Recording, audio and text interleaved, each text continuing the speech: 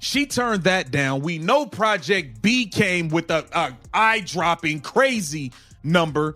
We know they came with a crazy bag, and she has turned it down left and right. And we can't even forget that Ice Cube came with a bag. So she's been turning down leagues left and right since before she even played a game in her rookie season.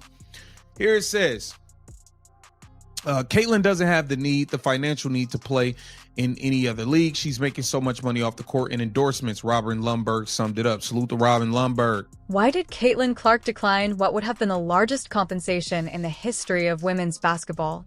In December 2025, Clark's Indiana Fever teammate Sophie Cunningham made the startling admission on her podcast that she had attempted to entice Clark to join Project B, a brand new rival basketball league that offered salaries as high as $2 million annually. Clark responded with a straightforward response: no. Given that Clark presently earns roughly $78,000 from her WNBA paycheck and that Project B was dangling more than 25 times that much in front of her, that statistic merits context. Why would someone turn down that amount of money? Today, we'll examine Project B's specifics, the individuals behind it, the celebrities who have already signed contracts, and the reasoning behind Caitlin Clark's decision that millions of dollars wouldn't be sufficient to entice her to leave the WNBA. The creators of Project B, a brand new international women's basketball league with a November 2026 launch date, are from the tech sector rather than the sports industry. The business was started by two University of Michigan roommates. How all of us Caitlin Clark fans was disappointed that we barely even got to see the woman play last season. We waited all off season, had to get through the 3-on-3 unrivaled, whatever, just to get to the season, and she only plays 13 games. We're being told every day that she's day-to-day for months and months on end, all the way until there's only the last week of the season. Is 2 games left, and they say she's done for the year. Dragged us along all season. So here it says her WNBA salary at $119,000 barely registered. While Jeff Apprentice co-founded Skype and assisted in its $3.1 billion sale to eBay, Grady Burnett served for years as Facebook's vice president of worldwide sales and operations. They came up with the concept over dinner a few years back after realizing something that the majority of American sports executives miss. Just 10 to 11% of the approximately 3 billion basketball fans worldwide are reached by U.S. basketball leagues. The remaining 90% is what Project B seeks. 6 teams, each with 11 players, will participate in 7 two-week events scattered throughout Europe, Asia, and the Americas as part of a format that substantially borrows from Formula One racing. There are 3 tournaments in Asia, 3 in Europe, and 1 in the Americas. No particular city will be represented by these squads. The way WNBA teams do, and before an overall title is determined at the conclusion, each tournament selects its own winner. Alana Beard, a former WNBA All-Star, joined as a co-founder and chief basketball officer. Additionally, the list of investors reads like a who's who of business and sports circles. Together with tennis player Novak Djokovic, NFL Hall of Famer Steve Young, and U.S. Open champion Sloane Stephens, WNBA superstar Candace Parker contributed money. John Chambers, the former CEO of Cisco, joined too, bringing the total number of angel investors from all around the world to over 40. The initiative was supported by venture capital groups, notably Sequence Equity, which described it as their largest investment to date. Oh my God. We got to get into this article, man. It seems as if Caitlin Clark has turned down $20 million. $20 million. And the WNBA, y'all acting like y'all can't get a CBA done, turning down all this bread for y'all. Listen, Caitlin, you might need to start accepting some of these bags. You might need to start accepting some of these payments and bring your boy KTV on along for the ride. At this point, I don't think we should be turning down any more offers, CC. These people can't get themselves together around here. The stats show why the financial offers are making news. According to Front Office Sports, Project B is paying top athletes $2 million a year, with multi-year contracts reaching 8 figures, or more than $10 million. This is what sets this offer apart from all the others these players have seen. Stakes and equity are standard. Instead than just being workers who get paid, players become owners. Atlanta Beard told The Athletic the truth. We are providing these players with something that is unmatched. $249,244. That is the ultimate maximum wage for the WNBA in 2025. As a second-year athlete, Caitlin Clark makes significantly less money. On her rookie contract, earning $78.66 this year. The sum of her 4-year rookie contract is only $338.56. The $2 million floor offer from Project B is around 8 times more than the WNBA cap. The normal salary range for European leagues is between $120,000 to $350,000. The other recently established women's league, unrivaled, with an average of about $220,000. When individuals discuss Clark declining Project B, they are referring to the possibility of making tens of millions of dollars over several years before leaving.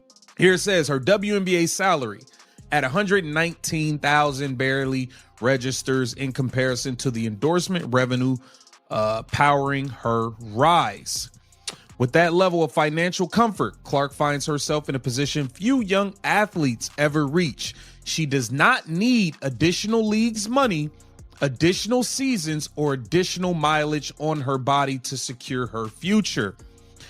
It has become the clearest explanation for why she continues to pass on eye-catching offers from leagues. When you consider how Caitlin Clark truly makes her living, it seems absurd to walk away from that type of money. Any playing pay she would receive somewhere is dwarfed by endorsement revenue. According to Sportico, Clark earned over $16.1 million from endorsements in 2025, making her the 6th best paid female athlete globally. Her own personal shoe line is part of her $28 million 8-year Nike contract. The problem with the endorsement contracts is as follows. They frequently demand that she participate in the WNBA. Sue Bird clarified this on her show, acknowledging that there were conditions tied to her own shoe agreement. She said precisely, "I had a play in my shoe deal, the WNBA, to obtain my funds. All of those sponsorship funds, which pay Clark considerably more than any salary ever would, could be jeopardized if he decides to leave for an international league." Her decision was partly influenced by her recuperation from the injury. She only played in 13 games in 2025 due to a number of soft tissue issues. She still has commitments to USA basketball, and this December in Durham, North Carolina, she was selected for the Team USA training camp roster. In November 2024, Clark's agent, Aaron Kane, admitted that the WNBA might never pay her what she is truly worth to the league. $20 million. Let's get into the article. The nearly $20 million rejection by Caitlin Clark has the WNBA buzzing. Here it says, Caitlin Clark is the lone basketball player on Sportico's latest ranking of the highest paid female athlete. She has climbed into the number 6 spot with an estimated $16.1 million in total earnings, a number that came despite an injury-shortened campaign that only lasted 13 games. Now, y'all know how all of us Caitlin Clark fans was disappointed that we barely even got to see the woman play.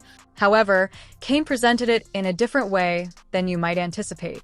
According to Kane, Clark views herself as a member of a broader player body. Additionally, they should all be paid more. Clark has consistently made decisions based on this communal approach, which is why she rejected to play in Unrivaled for 2 seasons in a row. For her, the WNBA platform is paramount.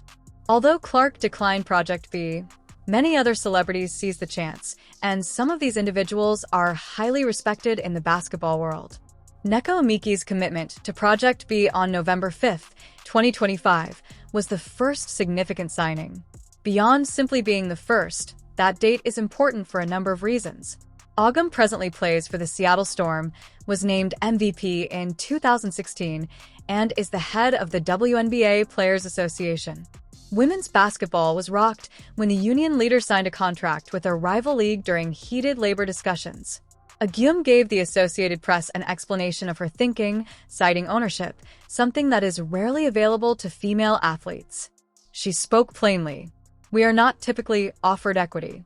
And by us, I mean female athletes." It was striking that there was an entry-level equity across the board. On November 18th, two more big names committed: Jewel Lloyd of the Las Vegas Aces and Jonquel Jones of the New York Liberty. Jones' resume included Finals MVP and MVP awards from 2021, whereas Lloyd's 3-6 All-Star choices and championship rings. From then on, the roster continued to expand. With 6 All-Star selections and the title of triple-double leader in the league, Alyssa Thomas joined.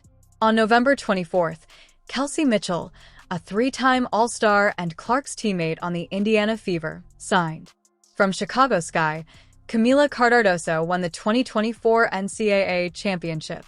On November 25th, Indiana native Sophie Cunningham made her commitment. On December 5th, Leon Fabic of the New York Liberty signed. There are still a few names that are noticeably missing from that list. Angel Rhee, Sabrina Ionescu, Nafisa Collier, Wilson, and Brianna Stewart have not signed. Since the start of Project B, concerns over Saudi Arabia have persisted.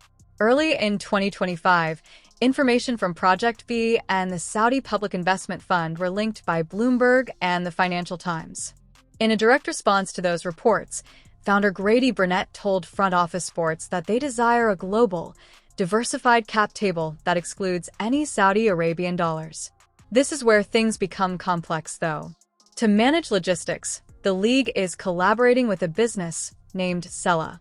Additionally, the Saudi State Investment Fund owns Sella, an events company. Critics have not entirely embraced Burnett's explanation that they are paying Sella as a service provider rather than getting an investment from them. Speaking to Front, WNBA sources Office Sports questioned whether the league could restrict players' social effect in light of Saudi Arabia's human rights issues. Many observers agree with the Chicago Sun-Times pointed inquiry. Why is everything surrounding it so enigmatic? Public announcements on the specific host cities for tournaments are still pending. American viewers may find it challenging to watch due to time zones. The topic of whether a Formula One-inspired touring format works for basketball is still up for debate and won't be resolved until the games start. The WNBA is in the midst of intense collective bargaining talks, with a deadline that has been pushed out to January 9th, 2026, when Project B arrives.